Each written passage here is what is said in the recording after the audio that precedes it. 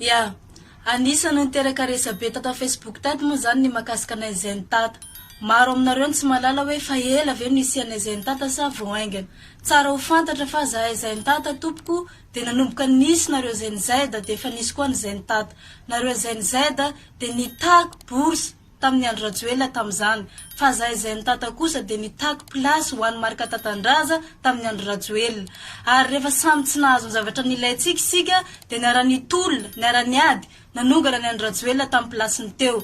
Ka zahay zay tata tompoko androany dia matsapa fa ho raha ilikilika areo zany zay. Ohatrany tsy fantapatatra areo zany zay. Ohatranareo zay da avao no malaza atao Facebook ato. Ohatranareo avao no hita ny kamera ato fa zahay ilikilika areo. Marika tatandraza dia manana antoko politika matanjaka fa fifivo eto Madagasikara. Manana ihany koa izy association Fatamiky Fivomada Tamifa manerana nosy. Ary manana ihany koa izy antoko mpivavahana AFKM manerana ny Madagasikara.